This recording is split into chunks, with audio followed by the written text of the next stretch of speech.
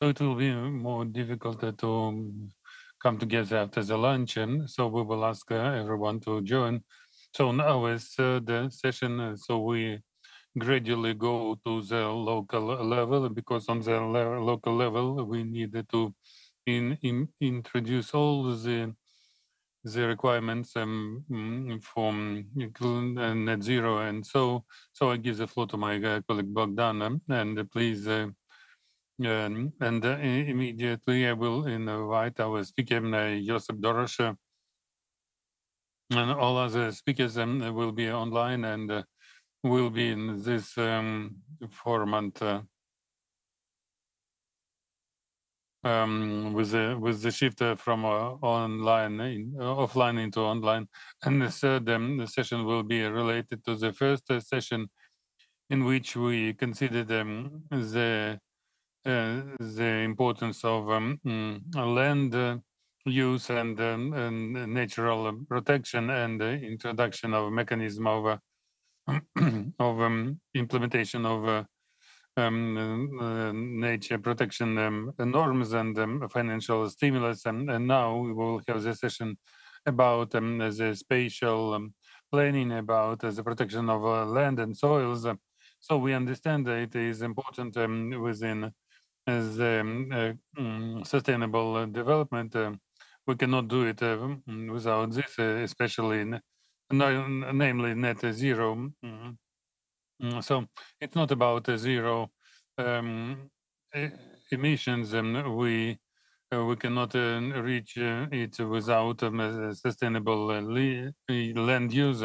And besides the land use, we need to speak about degraded land, and especially that suffered from war. So I hope we will have an interesting panel. We will have interesting speakers and lots of topics. So I give the floor to Andrii Achasov, professor of Kharkiv University, named after Karazin. Please, Andrii, tell us about the actual state of land resources in Ukraine. What are the tendencies in the degradation of these land resources that were detected, and what is in general, what should we remember the most in this topic of degradation? Thank you, Bogdan. 1 second, I will share the screen. So do you see the presentation now? Yes, we see it. So the name is kind of difficult. So let's start, as Bogdan said. So what we have and what we can do to make it better. Of course, tomorrow we want that everything is good. So the first maybe some main ideas. So the soil. So the land, we're not going to terminology, but the basis of any land is the soil, and it is not important. It is not needed to prove that Ukraine is a black soil country, and they're back the best in the world. And if you ask a child in Ukraine, what is the color of the soil? The child will say black, but it is not like this in everywhere in the world. And black color is good, so it is not re-establish the resource to create 1 centimeter of black soil is we need 100 years. So it can be replenished, but if we lose it right now, we will not be capable to recreate it, and we will not leave it for our children and grandchildren.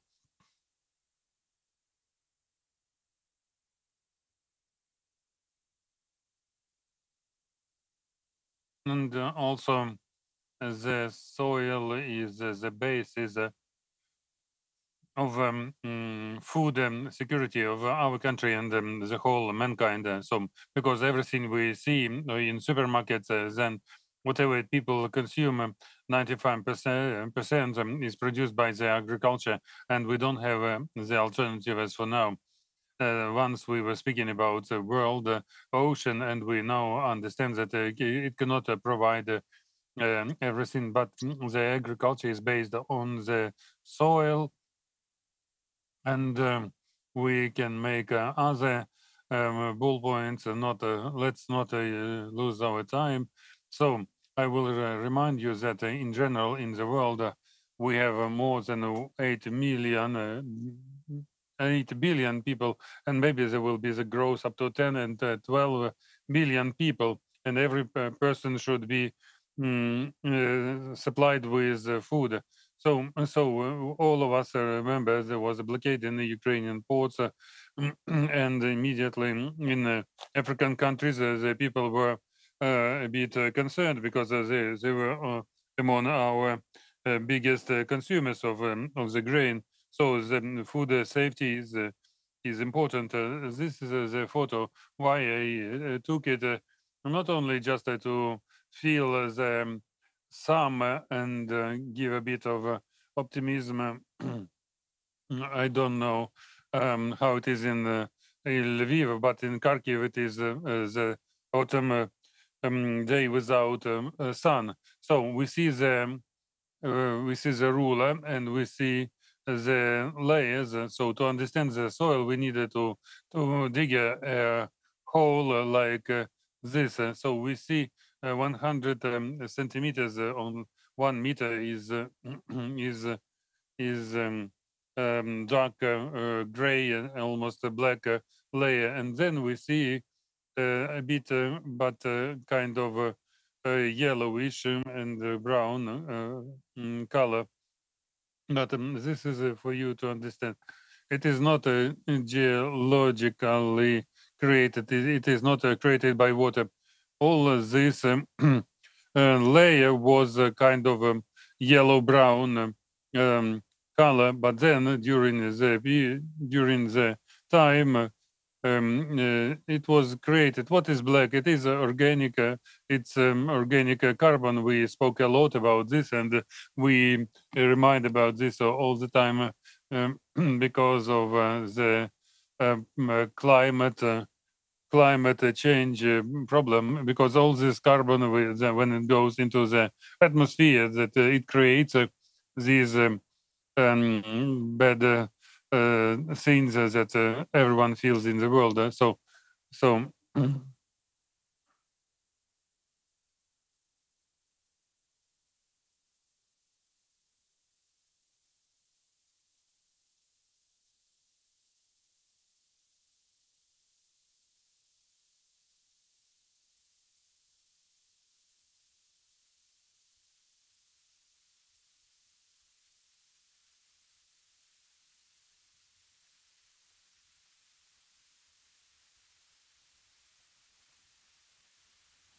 So what is the state of our lands now? We can speak a lot now, and the experts know that unfortunately such things like different kinds of degradation. People speak a lot, and people accustomed even now, and they don't react too much. But I show the service of space probing, because this program is open to everyone. It's a Google Earth, and everyone can look at our territory, any place, and I am sure that in every region, in every district, in all kinds of areas, we will see the picture like this. This is in the different regions, Mykolaiv region, and what we see with our eyes when the soil changes the color, not as it is plowed, but here is kind of not regular changes of colors. So these are they eroded soils. So it means that this 1 meter of black soil disappeared. So now the Khmelnytsky region, what we see, a beautiful picture like this, but for the soil it is terrible. So these light spots, these are the soils that lost at least 50% of their fertility. 1 centimeter is recreated in 100 years. So this is Kharkiv region. So and my own region, and so we see these changes on the soil, and this is the water erosion, really. So unfortunately, this is the picture which is characteristic for all Ukraine. So these are the pictures on ground. Myself, I did it in 2006, and after the rainstorm, and you should not comment.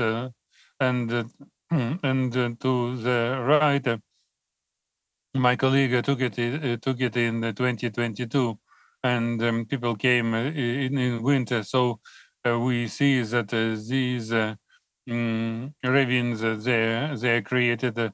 Why I speak about water erosion? Because it is the most important factor of all kind of degradations.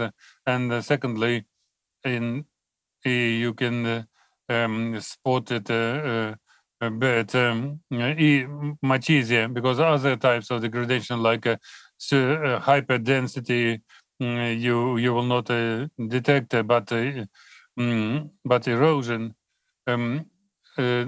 So we can say it is the death of the soil, and you cannot renew it at all. I will not comment all this table, and you will see, if you want, yourself the results and the influences on the economy, on the social sphere, what can happen after these results. So these are the results only in one field. So when the soil loses the fertile layer, it becomes less fertile. So as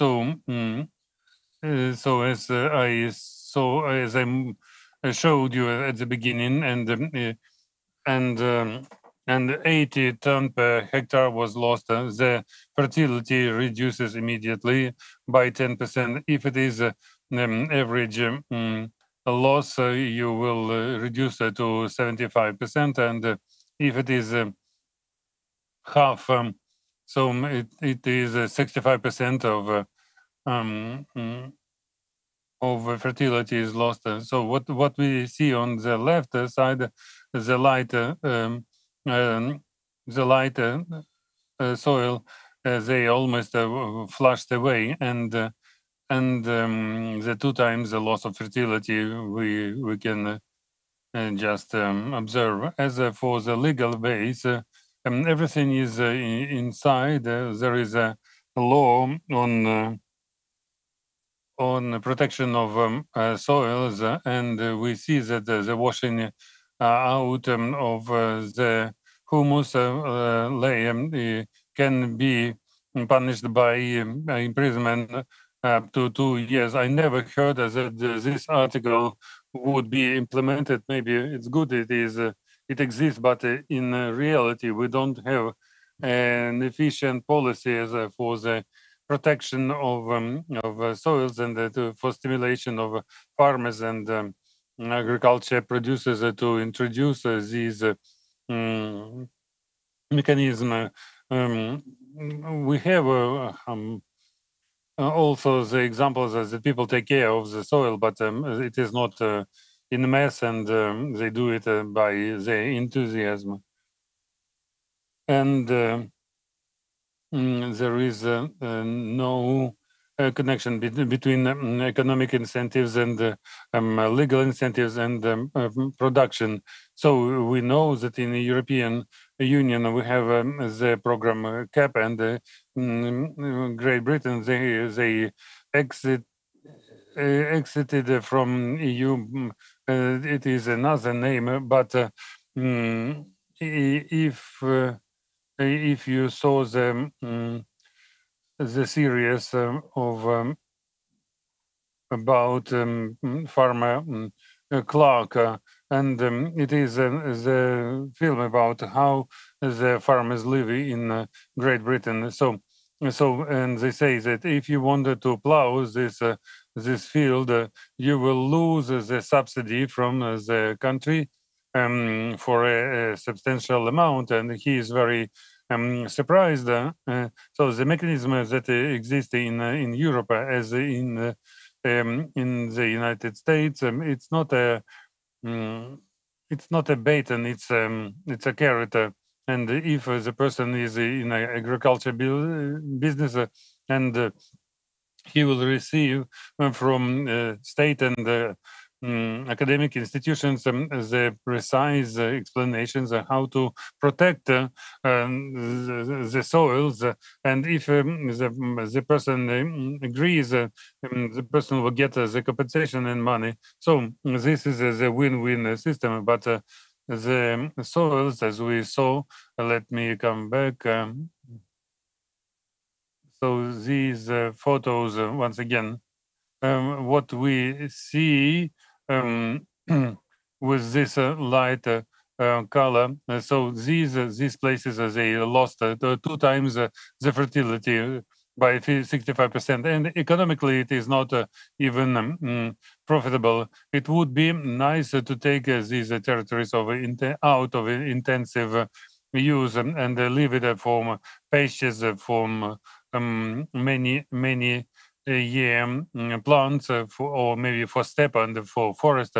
And when we come to this slide of a win-win combination, we will see the situation which is very profitable for both sides, and because agriculture producers, they do not work on very weak soils,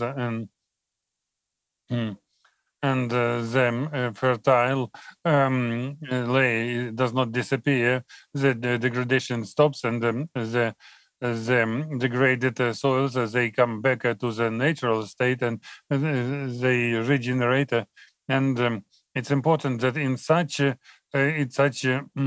soils, they have very little organic carbon, and they will absorb it very intensively. So so I know from different programs, and we should do it, and we should remember that that in marshes they emit methane. It's much more dangerous, 2 times than CO2. The soils, they're not as dangerous as marshes, and they will be very efficient in absorb, and they will deposit carbon from the atmosphere. And even here we can think. I'm not the economic specialist, but people can get some dotations from world organizations that take care of this mitigating of outcomes of this situation, and these gear wheels, they will work, and there will be even better influence on biodiversity, on rivers, and the biodiversity about insects to which we don't pay attention. We know that certain things need polling with the help of insects. And now the problem is that biodiversity is decreasing and the yields, the harvests are going down. So what is the percentage? We have to take a look at it, but if it works, it will be much better. So the main factor that we lack is definitely funding. If funding is available, definitely we can use this ready-made scheme that has already been tested in Europe and in the US. And three, unfortunately, we are a bit limited in terms of time. So could you please get to conclusions? Is the situation that bad? Actually not. So on the left, you see the structure of American fields. On the right are Ukrainian fields. And you see that they have rectangular forms, unnatural forms. And in Ukraine, we already have territories which are close to nature's. We also have successful nature conservation measures. In Kharkiv, you see contour meliorative land processing, and it stops erosion and improves the condition of the soil. On the right, you see the agricultural landscape a methodology by Professor Burakov. You see that it accumulates moisture 150 millimeters a year, and this is a lot for our territories. And there are examples of such agricultural landscapes. You see them in the slide. So now we already have the methodologies and the experience. So if we have funding, I think we have everything ready. We have aerial visualization, Sentinel or Planer. We can use them. There are relief digital models, and we have special services assisted by AI. And there are all the methodologies ready in order to zone specific territories and improve the condition of our degraded soils. Thank you for your attention and sorry for exceeding my time. Yes, we understand the topic is very detailed. And once again, thank you very much for very professional highlight of the topic with the illustration. We were particularly impressed with the strips of eroded land plots. I think the issue is really topical for Ukraine, considering that at the beginning of 2022, we had about more than 50% of arable lands, and this is one of the best indicators in the world. But actually, lots of those land plots are eroded, so the question is really topical. Do we have questions to the speaker? I have a very brief question to you. Could you please tell us what is the most efficient measure or changes that the state can take in order to either stop or at least minimize the degradation of our soils? I have partially mentioned it. If we have some mechanisms, funding mechanisms, the compensation for taking these lands out of agricultural use, it will be good. This is something that works in Europe and in the US. So we have to find money and to launch this program. Thank you.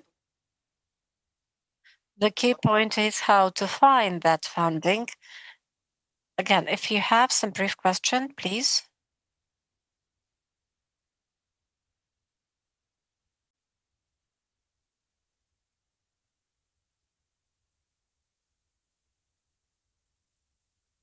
What about natural restoration of black soils without intervention of a person? And what about landscape planning? Landscape planning in soils. We have a special presentation on the topic on special planning, but probably you can talk about natural restoration of black soil. Yes, black soils can restore itself. This is a natural process when vegetation is there. In agriculture, we actually stop agrocinosis, but here everything is taking place in a natural way. Landscape planning. I have already provided example of agricultural and landscape planning. This is ideal for our conditions. Thank you very much, Andrii. And we get to our next speaker. I also have a question. Okay, one more question.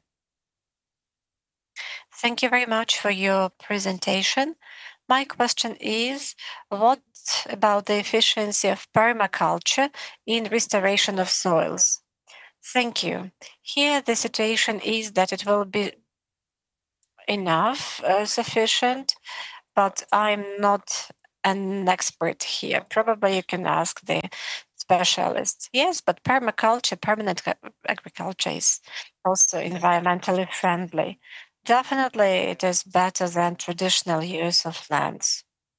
So I would like to announce our next speaker. This is Mr. Yosyp Dorosh, the Doctor of Economic Sciences, Professor of the National Academy of Agrarian Sciences of Ukraine, and Acting Director of the Institute of Land Use at the National Academy of Agrarian Sciences of Ukraine. Could you please share your ideas about current state and the problems of land management and how it is related to soil conservation and biodiversity conservation? Thank you. Before talking about the topic you have raised, I would like to take a broader look at this issue. I will raise the issue of institute formation. When we are talking about land conservation, this is the institute. Institute is the norms and the rules, and there are certain mechanisms how we can comply with all those rules. So if we take a look how we as an institute are doing our research, we start from the point whether the norms are in place and whether the mechanisms are available.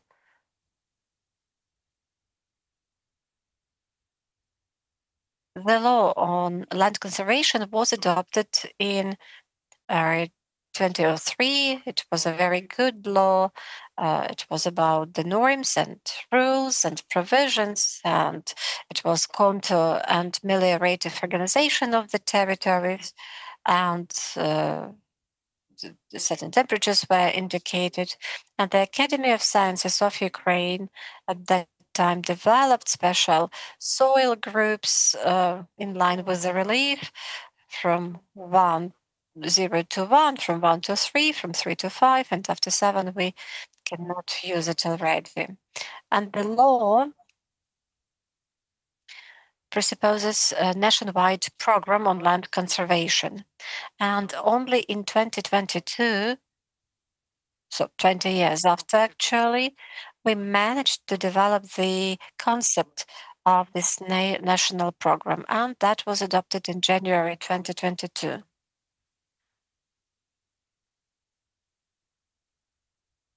So we were the ones who actually completed this program.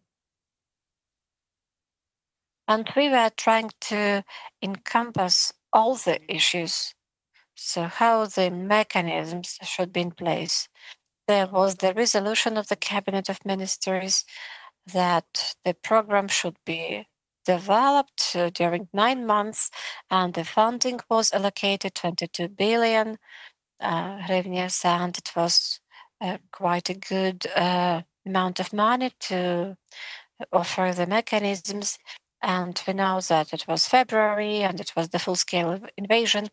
And only last month we had the discussion about the changes to the concept and the preparation of the program.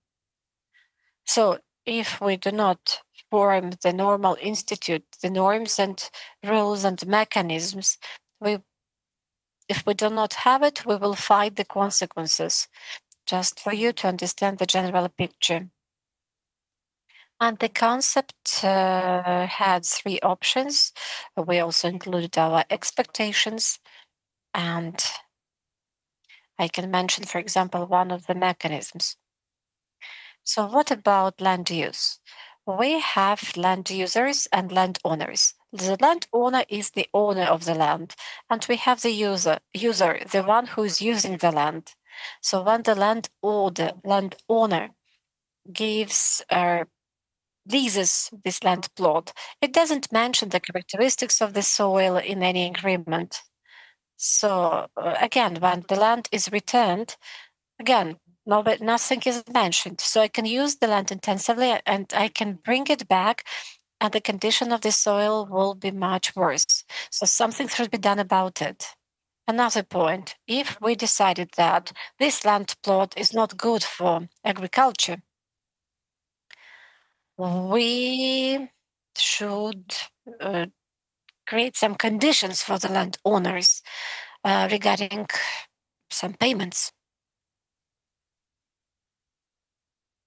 So there may be some either local funds or any other funds. So the landowner is the owner of the land, but the land cannot be leased, and the owner gets payment. So this is another mechanism that can be offered. So when we develop the program, different options can be prescribed. But there is another issue. We do not have land inventory for 10 years. We do not know how many land plots are eroded. We know that in general, this is 57%, but again, we do not have real data. We also do not have inventory of land users. We don't know who and how much is processing. So the state doesn't have this inventory. And when we study the problem, we suggest the solutions to these problematic issues. So we suggest how this land inventory can be done, can be introduced, and generally how we can inventorize the land users. My presentation is in English, and I will get to the second part of my presentation. So when we studied the general issues in Ukraine, we understood that we have to find the solution. And we started working with the communities. So we went to the level of communities and started studying the problem at the level of communities. And we were thinking about the solutions. I'm glad that here we have Ms. Irina, representatives of one of the communities. And actually, we were present in that community. So, what have we studied for them? So, this is the list of the communities we have chosen for our research. And these are different types of the communities because we wanted to address different problems. So, we did the zoning of the territory.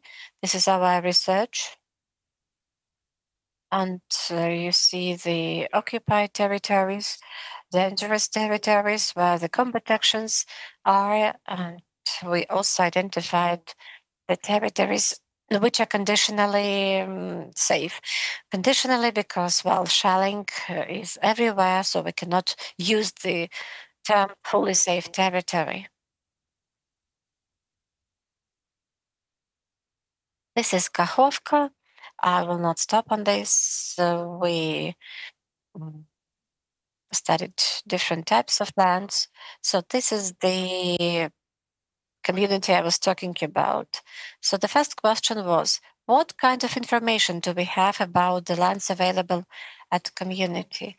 We have state land cadastre, and when the cadastre was formed, the community was given the rights and the duties, but they were not given the mechanisms how to resolve certain problematic issues. So we have taken these lands and we have seen that about 70% were registered in the cadastre. Why? Because the cadastre is based on applications. And when we terminated the inventory of lands, we couldn't predict that the cadastre wouldn't be completed. It means I'm the owner of the land, and if I apply, my land plot will be registered. But if I do not apply, it won't. So certain other mechanisms should be suggested. And 30% of lands available at communities are not registered in the cadastre. So when we study those lands, well, this may be municipally owned land, and we told the communities, please register them. We will complete the cadastre in this case, and we'll have the full amount of information. There was another issue, how we should manage those lands which belong to the community. Well, the community is the owner, but still. So altogether, we developed the manual on managing the land in municipal ownership, in communal ownership. I understand that this is just the beginning, but we have to start with something. So if we have this institute of joint ownership, there should be the management mechanism in place. And we understand that land management is the best tool. I will speak about it in more details later. But when we work with the communities, what are the problems? So again, no information about the ownership.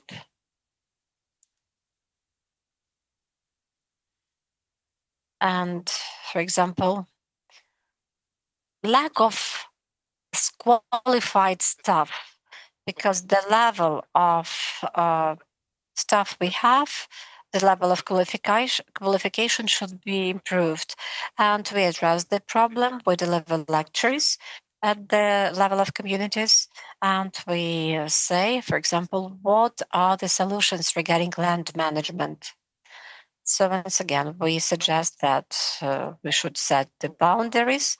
We also have a special program within which the communities are provided with GIS system to manage their lands. Regarding land conservation, I will get back to this. That's important, and this is actually the topic of our panel.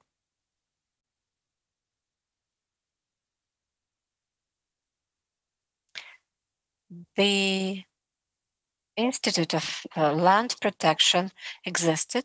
There was a law on state control. There was a special service established. Later, they were transferred to the State Land Committee. Now it is just one of the departments. And in 2022, the law was that the inspection level should go to the level of community. So the institute existed as such. Later, it was just lowered in terms of rank, and now the situation is totally different. So, how the inspector can do the inspections of both state-owned lands and private lands? He or she doesn't have the authority to do it. So we have to form such mechanisms. And we also have to design bylaws. For example, how the inspector will be allowed to inspect privately owned lands and state lands. So we have to do it, and later we can already think about the results. So these are the problems at the level of communities, and these are the solutions suggested to the communities. And a couple of words about other communities. In Kryvyi Rih, we also took one of the village communities where mining industry is present, and we study their problems. The problems are almost the same. The only thing, again, about the mechanisms, they have a big mining plant. And when we did financial evaluation, it meant plus 8 million annually. So if the evaluation is on for 5 years, that means 40 million hryvnias, and they already have money for land conservation and land protection. So we actually suggested the research how the dust from this mining industry actually influences the health of the population. So I will not talk about it in details. I understand. I would like to finish my thought. It's not enough to study the problem, it's necessary to suggest certain solutions. So, as I've said, we suggest land management mechanisms to the communities. We agreed that we are going to develop the concept and the program and create land management mechanisms.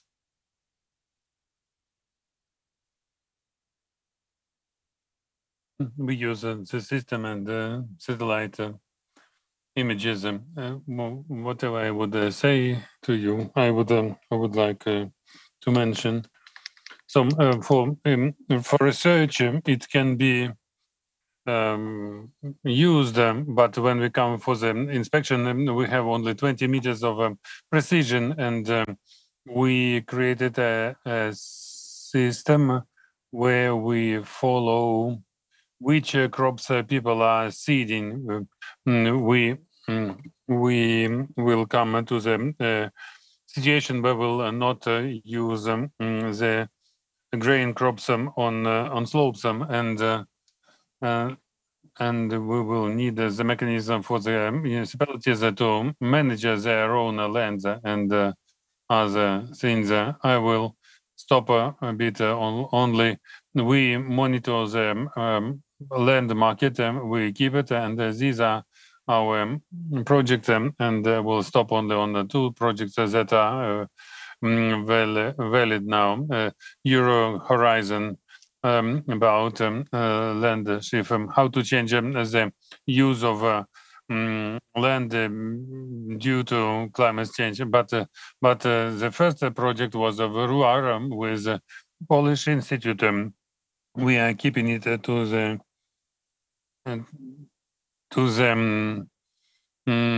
end, and it will be the point about the quality of land, the quality of food, where we make a model, 3 models, how it will be developed, our land relations, if we have 3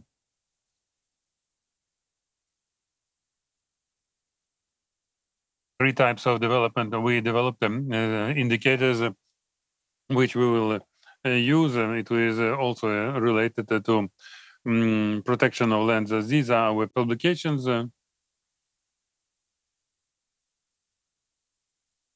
And I think, thank you. I just kept you. Everything is okay. And Yosyp, thank you for this complex analysis and information about the work of your institute. And really, it is interesting, and in general, and there is understanding that we thought about a lot of things. It's a pity we don't have the complex approach of the state to this protection point. Do you have questions in the audience? I have a short question. What, in your opinion, were the most efficient steps to increase the efficiency of land cadastre in the land protection field? How to make a cadastre to protect the land? Thank you for this question. And I had some contacts with connection with protection of land in municipalities. How the cadastre and land management is built. On the basis of land management, we put information into cadastre. If what is land management? These are the measures for protection of land, and if we have such measures inside, they will be put in the cadastre, and we will be protective. Why did we go in this way? We understood that to build the mechanisms, we have the land on land management. We have documents on land management, and in this land, in this law, there is a list of documents, and there is the content of documents is absent. So we move in this direction. So we created a technical committee where we will approve the content of every document of land management, with main element will be the measures for land protection, and these measures will be put into the cadastre, and then you will be capable to use this data, because the cadastre is just a picture. If you don't put anything into this, you will get nothing from the cadastre. So this is the task that we have in front of us. Sorry that I gave it in this voluminous way.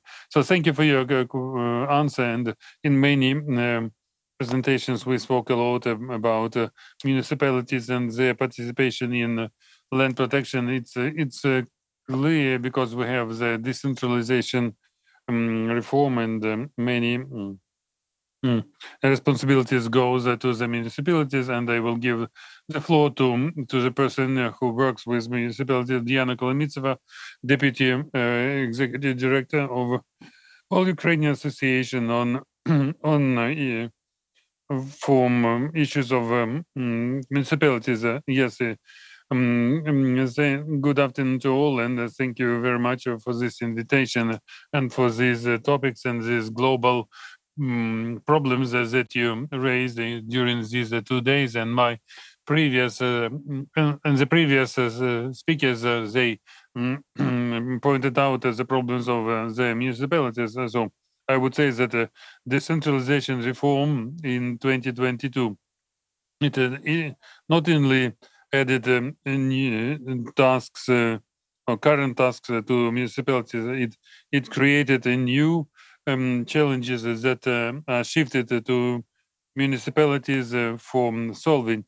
I would like that everyone understand that a municipality is an independent institution, but it is limited by the norms of law and state policy in the field of land relations, and the community can work in the scope within the scope of the legislation and the issues pointed out by Yosyp Dorosh and were shown by Mr. Achasov. They are really reflected in the communities, and we are the Ukrainian Association of Communities, and we tried to generalize this information, because as in the family, every community like a family is happy in the same way, but unhappy in their own way. The same challenges we have in the territorial communities in Ukraine, because communities in the east and in the west, they have different tasks and challenges and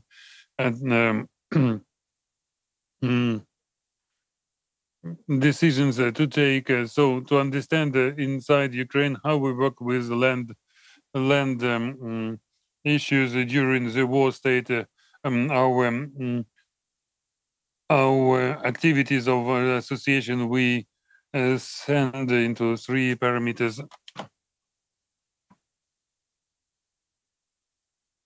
Diana, do you hear us? Because we don't have a connection with you. Looks like.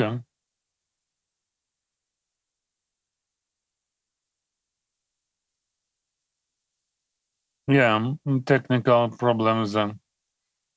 I can feel in the pause. If you do not disagree, if you have something to say, please feel. So what the lady was saying, please. I was speaking about the norms and rules, formal institutions, and she was saying that in different communities, they have different norms and rules, informal ones, and everyone keeps to them. And one of the elements of research was the studies of such unofficial rules, and we called them even not official legal base, because the because the communities they can create their own rules and invest in the East. They have different approaches which are not put anywhere, but everyone keeps to them. And so we propose to put them down, so to make them formal on the legal way on local scale. So she's connected already. Thank you very much, Mr. Yosyp Dorosh, that you supported me. You covered this technical gap. Sorry for this communication. We, in our association, we see three key parameters with which we work right now, and maybe I will tell you with a bigger scale how it looks like with generalized information in all communities, not to separate communities into different regions. I would say that we have the main task that we should keep in focus of all communities, not withstanding in which region they are. So it is about the creation of conditions of development, and these conditions of development should give them community the perspective for the future. So if we don't speak about the future, and if we only solve this task right now for the present, and the communities will not be having the potential for growth. So we focus as communities on the growth. And in this context, we see two big blocks of tasks related to the management of a land fund of Ukraine. These are basic tasks in every community, but these basic tasks, they are most related to the western region of Ukraine, and the tasks a bit about which Mr. Dorosh was speaking. Every community should understand what are their resources in their possession. So decentralization processes they passed, but the resources in the communities not all of them know. So these resources we put as the task of the current times. So the task of all communities will be the inventory and limits between the lands of the communities. This is the task that will understand the assets of the community and make the inventory, to put it into the cadastre, and to understand what the resources are used in the country through communities. The second task, we do not take it away from the communities. This is the this is the development of spatial development of the community. We should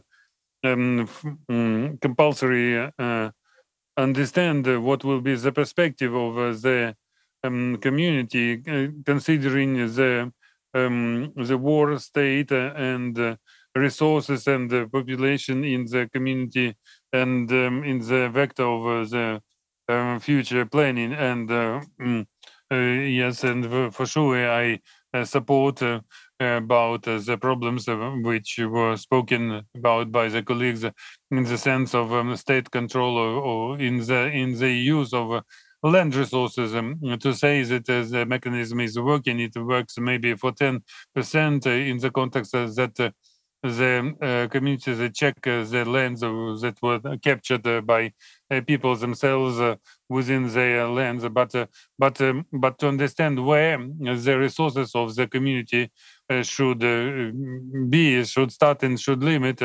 And second point, to understand the institutional support of this function, because without correct training of the inspector, only one inspector in the community he will not be able to control the whole lands of the community, considering the public and the state and the private lands that should be controlled as well.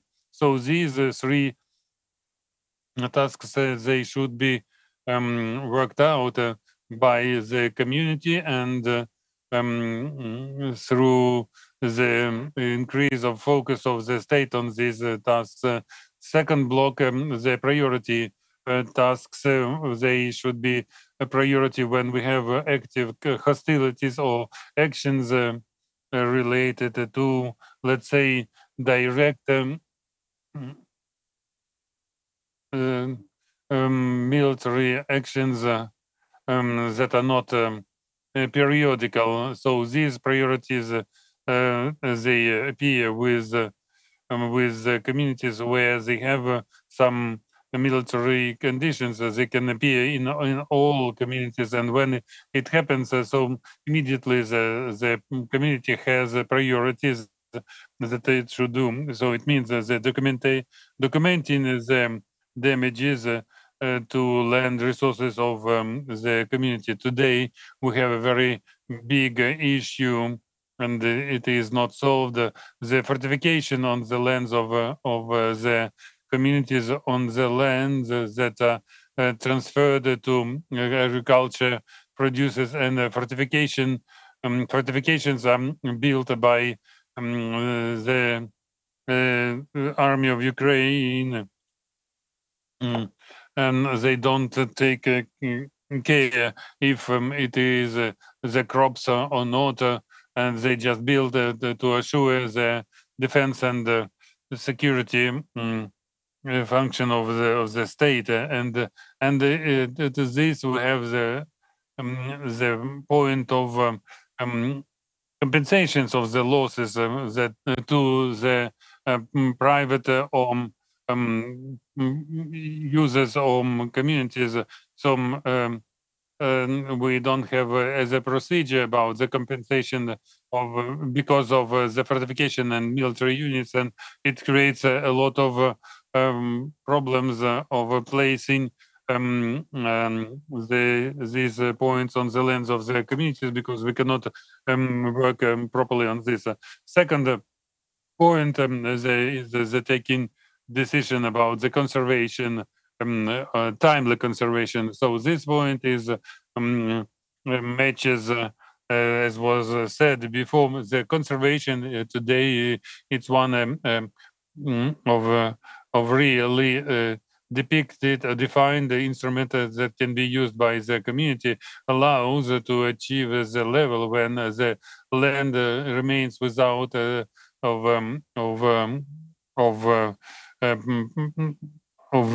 processing, and then it could be relaunched for use later. So today we work on the regulatory base on draft legal acts that would introduce the economic mechanism that would make the process of conservation, would make it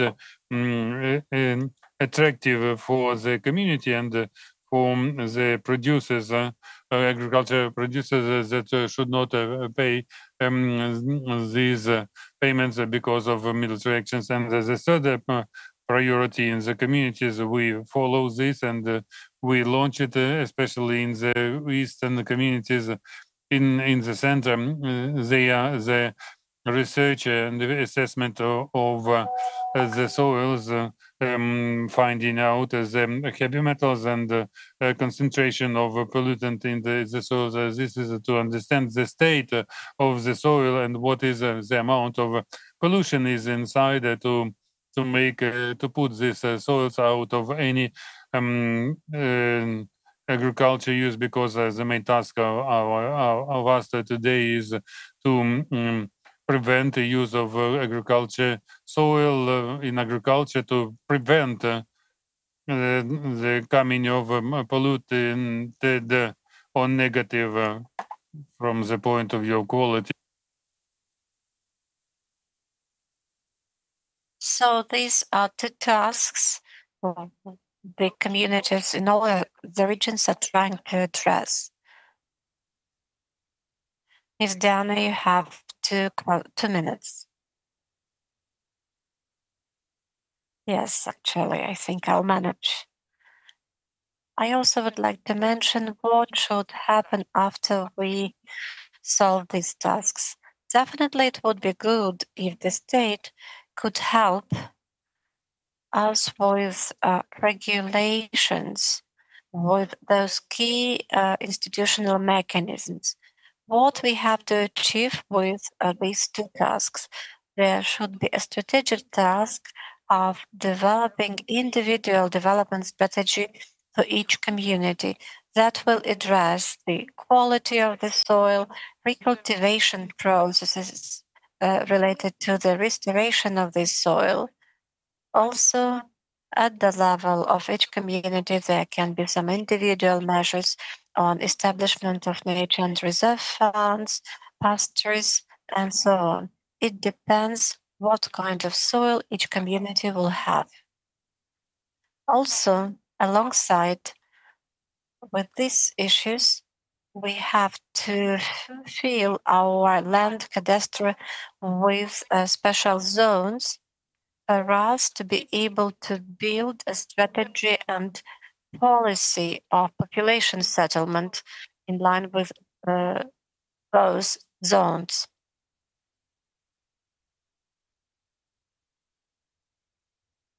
What is important about this? How we achieve these goals. And here we identify several ways how to do it. Certainly, we suggest that communities work with grant support, international donor organizations. We encourage mechanisms of public and private partnerships. And when we have restored areas, there should be municipal cooperation as well. And definitely there should be awareness raising campaigns. We should engage local residents, and we should probably create role models of territories restoration. And this will actually form the functioning of the community. But first and foremost, we need good state policies that the communities will be guided by, and the communities will develop their tools that will enable them to start restoring the soils in this or that way as defined by the state. Thank you for your attention. Sorry for some technical issues. And if there are questions, I'm ready to answer them. Thank you very much, Diana, for such a strategic analysis regarding finding a balance between the interest of the state and the interest of the community. Do we have any questions? My name is Frolov. I'm from Pokrovsk Territorial Community in Donetsk region. I was listening to you, to the proposals you've made. The area of the community is 514 square kilometers. About 68% are agricultural lands. And apart from mining industry, we also have well-developed agriculture. We have dozens of very big agricultural companies.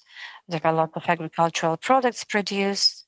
And your proposal about taking these lands out of agricultural use, I think, and the green transition and just transformation and closing mining industries and the commitments of Ukraine within nationally determined contribution number 2, well, I think that this proposal will not be welcomed by farmers who actually think about getting back to those lands after the war. He knows that Pokrovsk community is in the active combat zone, and I think our lands are really contaminated with military things. Yes, this is a big issue. On the one hand, we have to ensure that the farmers come back to the community. On the other hand, we have the price, the cost of the issue. Well, this is about saving lives, because if contaminated agricultural products will be on the market, the question is what we are doing and how we can prevent some even more negative consequences. So, in our opinion, definitely this is a painful and very sensitive issue. And probably there is no overnight solution to this. But considering the amount of heavy metals which were traced, for example, in the Mykolaiv region, and there were 5 territorial communities, and we saw what is the condition of their soils, definitely the figures are awful. I do not want even to mention the figures because the amount of heavy metals in the soils that have very negative consequences for human health, the amount is actually hundreds of times higher than the minimum concentration norms. So we have to think what we are doing, and we do hope that our key institutions will be able to find good solutions that will be the foundation not only for soil concept, which was adopted in 2021, but will be the foundation of the conservation program that will include specific tools.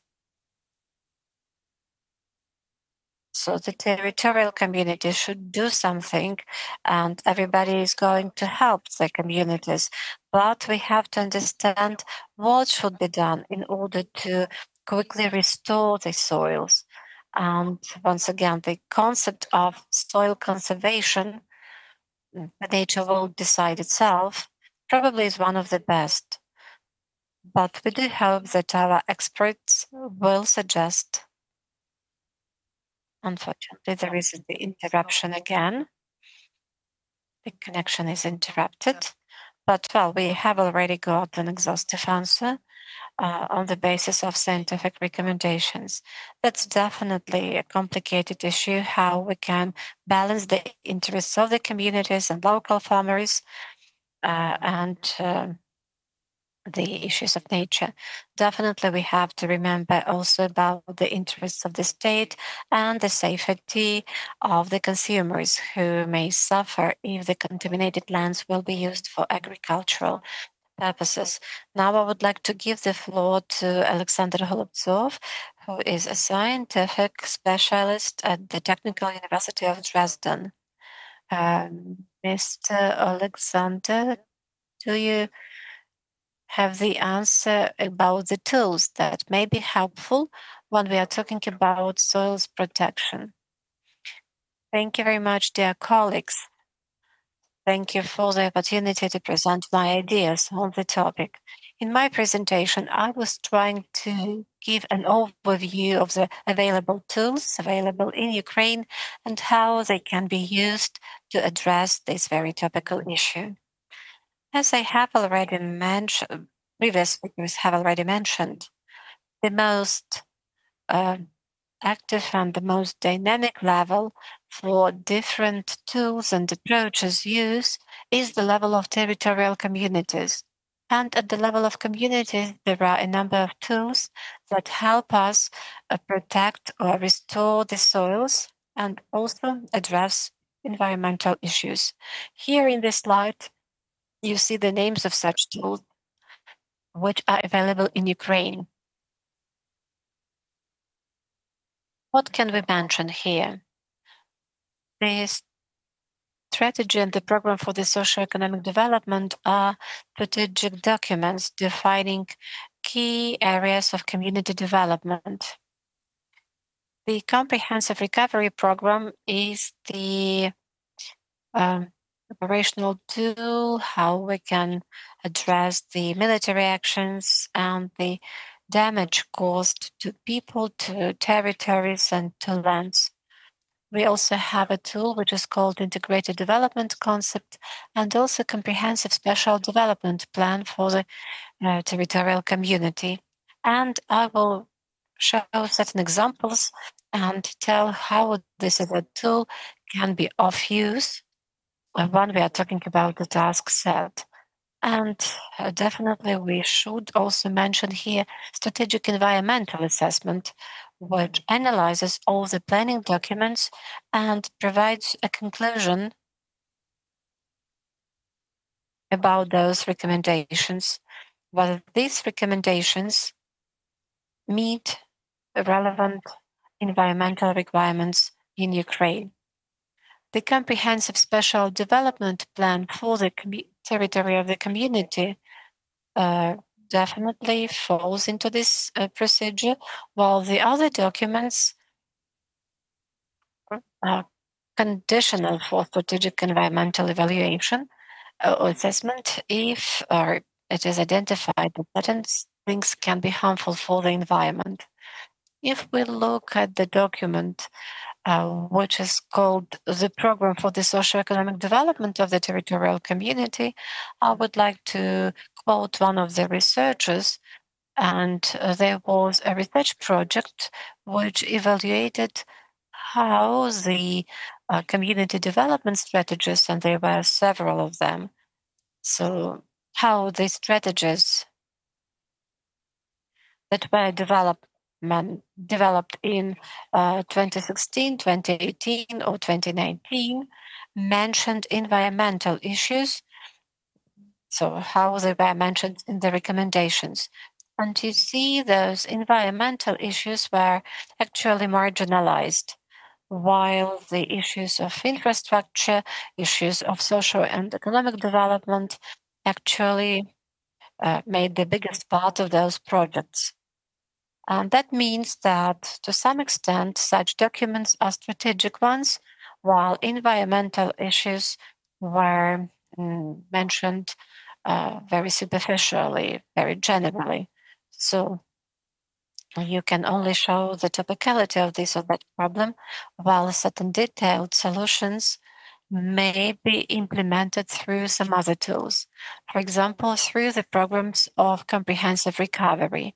Well, here we can get the preliminary assessment of the condition of the territory of the community that was affected, for example, by the war, by the military actions. And the issue of soils is also mentioned in such documents. But to some extent, this is also a framework document outlining the issues that should be addressed and what and how can be done about a certain problem. The concept of integrated development is a document that is trying to combine spatial solutions, also certain planned things for this or that territory. This is an efficient tool that indicates the key issues and, again, indicates specific territories in the community. So what should be done to this or that land plot if we are trying to address environmental issues? Unfortunately, there are interruptions regarding the speaker's sound.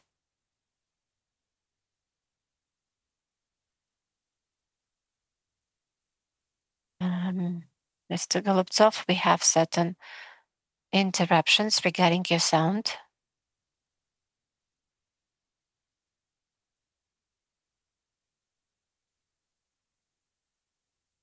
Dear online audience, do you hear us? So it's not our problem because it looks like we have good connection. Do you hear me now?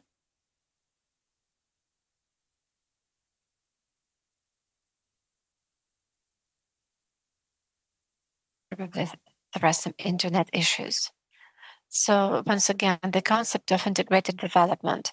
In Melitopol, we worked on the issues of soil protection in the city, and we did some field research, we did soil sampling, and there were lab tests, and the conclusions were integrated into final recommendations into the strategy and the concept of integrated development.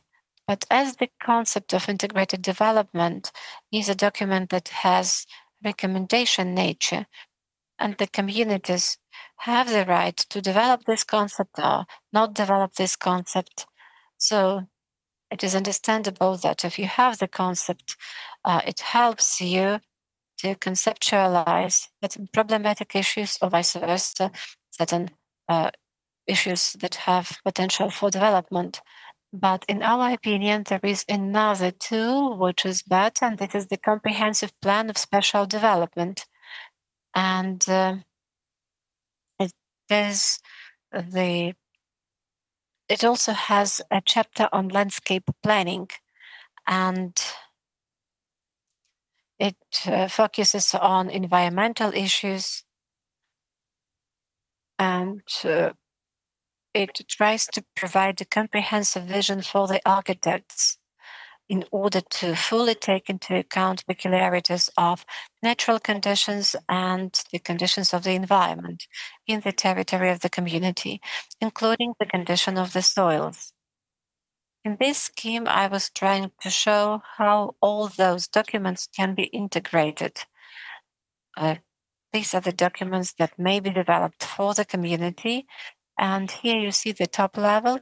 These are strategic documents. So this is strategy of development or the concept of integrated development.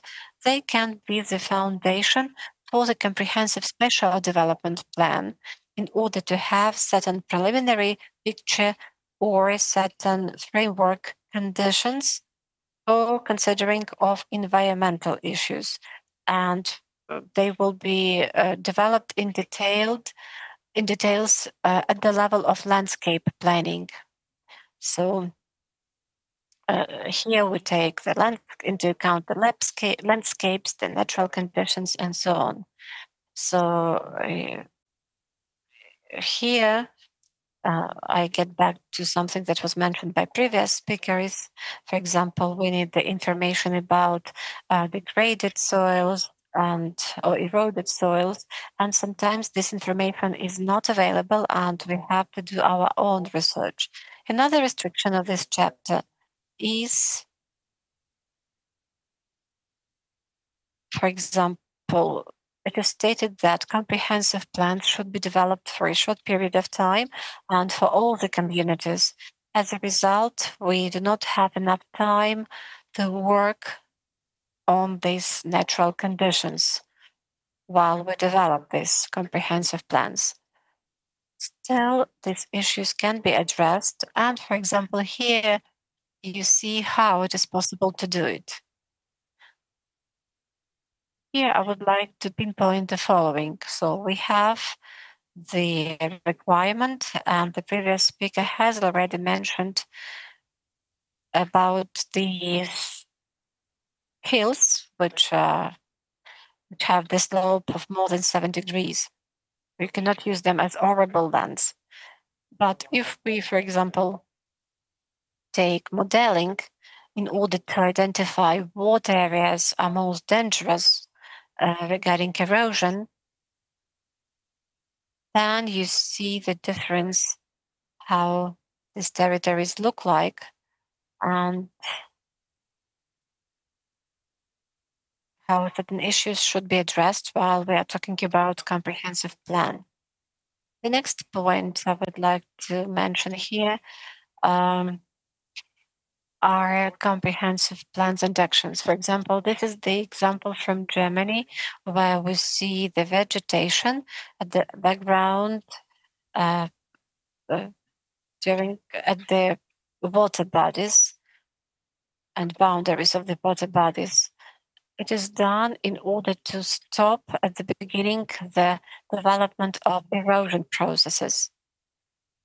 And definitely we have very steep slopes, and we have either forests there or meadows. And also there are examples from Ukrainian communities where we have those landscape plans and comprehensive plans. And for example, this is Rogan community, and we did certain analytics on soils evaluation and assessment. And we were trying to see how the soils are sensitive to certain dangerous impacts that may cause degradation of soils. On the other hand, we were trying to evaluate how valuable these soils are, and the conclusions were presented in the landscape plan. And here you see the way we did it. So when we formulated the goals for this community, we identified specific land plots and how these environmental issues were addressed on soil protection and on environment protection at the community. Thank you for your attention. That's it. And I'm ready to answer your questions. Thank you, Alexander, for this analysis, how we can combine different instruments. So there is a problem really that the communities should develop different documents, but how to integrate them and to work in complex. So I will give the floor to our fifth speaker, and then we will come to the questions. And I would like to give the floor to Kateryna Harbarchuk, the head of sector of land use of a public organization, Ukrainian Nature Protection Group. And Kateryna, can you tell us how the communities can prevent the land use and ecology? And so, good afternoon. And I will start with the main point why the communities should have the natural lands, and why do they need the sustainable land use? So it could be very loud, but to keep the nature, it means to keep the life, because nature gives us everything necessary: clear air, clear water to get food, because the insects that they cover the flowers and the plants, and the insects should live somewhere. People forgive very often these things that we need as a nature, and the nature is not only something kind of material, but it is very poetic. For example, we all like when the birds are singing, they quiet us, and the sound of grass quiet us down. We should protect them. But in Ukraine, we have the problem of protecting of the territories. So for me, by myself, I selected a community in Vinnytsia village, and with the map of seeding, and I started to analyze the territories which are not forest, and so we have forests. They are green. They are a bit more, but we don't talk about forests because in the majority they are managed by the forest managers, but not communities. Of course, there are territories that are covered by self-seeded forests. Also, the places with water beds, they are shown here. So this is the example from the pond that was dried down, and it was used for plowing. So calculating the surface of plowed ecosystems in this community, it was 5% of the lands, maybe a bit more, maybe a bit less, but fortunately it's not the same situation in Ukraine, but it means that we should keep these natural territories that are kept, then potentially can be plowed and used for agriculture by the farmers. So in Ukraine, actually, the state pays attention that the nature should be protected, and the main law where it is said about strategic documents is the document on city planning activities, and the law says about the documents that should be taken into account when we develop the documents, strategic documents, including the spatial plans of development of the community. It says about the forests and the emerald network and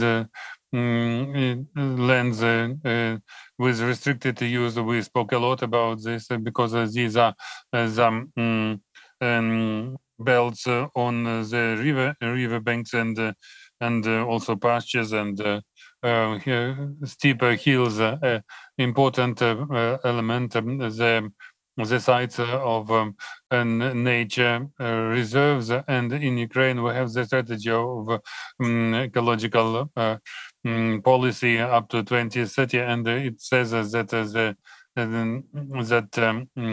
this percentage should be raised up to 15%. Until 2030, and we today it is about 7%. We as a public organization, we send our proposals to the communities, what they should take into account in special plans of development, and we propose to include into the complex plan the reserve territories and also sites of emerald network and proposed sites of emerald assets. Also, we look with open data and with the data of biodiversity, the plots that can become reserves, or where we can create preserve the zones, and in these databases they have information about the species and with a connection to geolocation. And for example, on this plot we have red book species, and even if it looks as it's impossible to plow, but in fact it so happens that the bed of this ravine unfortunately can be plowed, but to prevent this we should analyze the existing database of biodiversity, and we should preserve the territories. Next,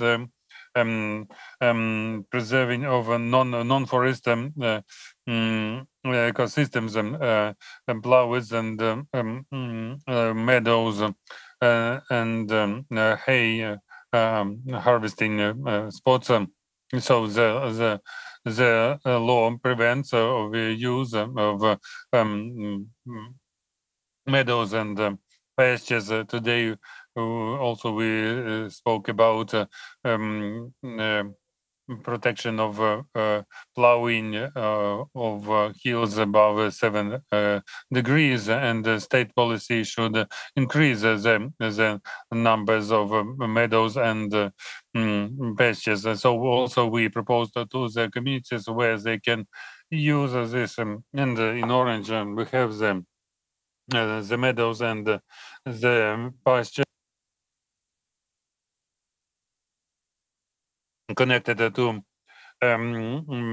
settlements, and in green we have the ravines. They are not so accessible. It's less probable that it can be used for meadows and pastures, and also we see the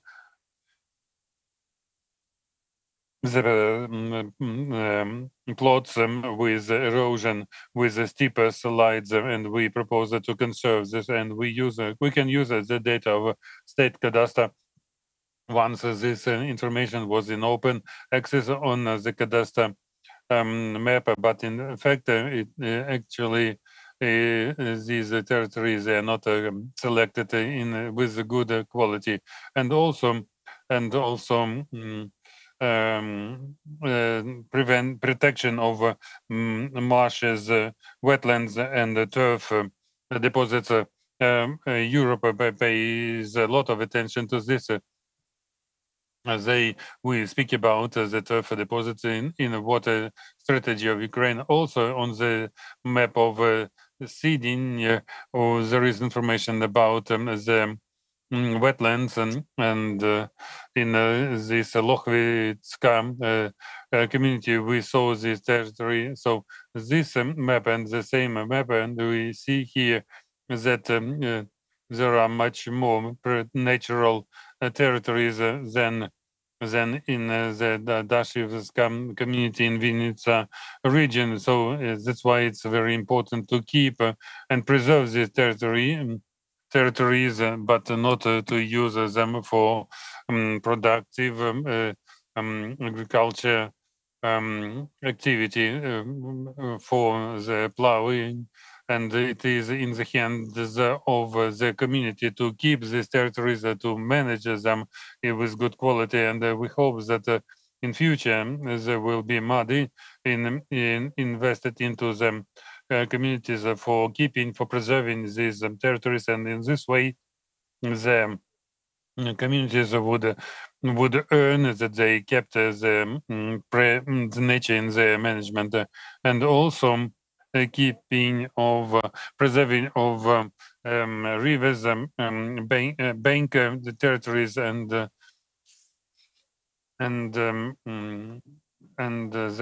flooded territories close to rivers. It's very strict in Ukraine, as they are forbidden to be plowed and to be built. And we also propose to the communities to define the limits of bank protective lines, and using the old maps, we define the flooded territories. We propose for the community. This is Novobelousivska community in Chernigiv region.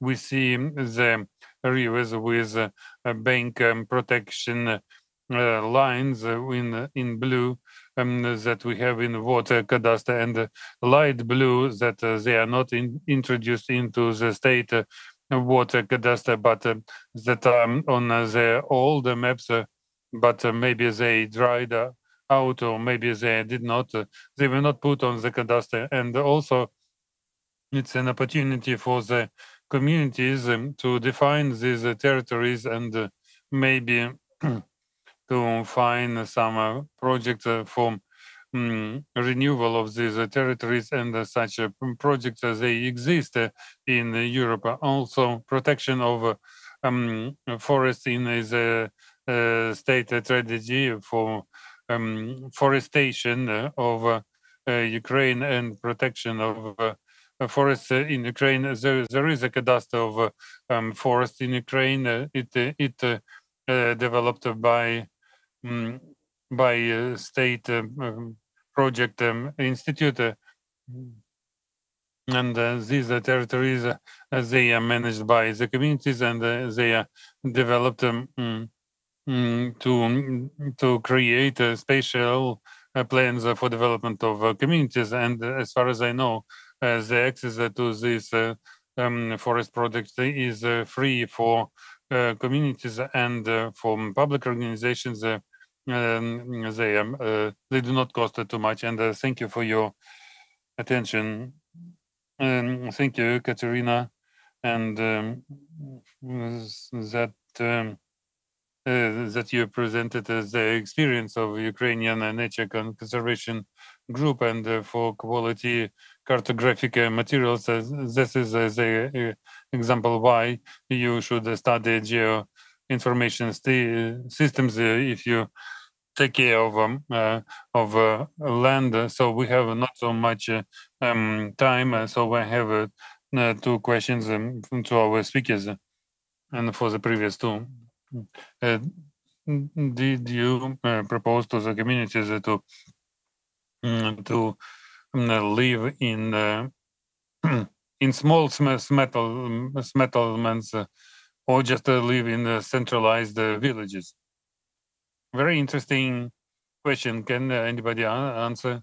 So if nobody wants, I will answer.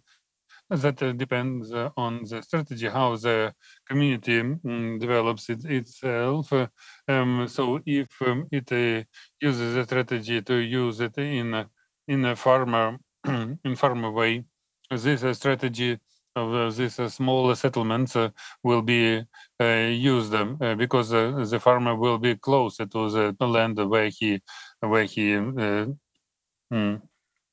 harvests or he uses land. So any more questions? No questions. So that's why I thank all the speakers of our panel, and I think that everyone is tired. So maybe 5 minutes. You want 5 minutes, but we will not collect you. So let's make 5 minutes, and then in the 3:50 we come back to the next panel where we, with people with association, we will tell you what are the perspective of land protection, what can be the profits, and what are the plans for the future, and maybe we'll speak about the future projects. And thanks to all the speakers online, and please join us because they will be coming here.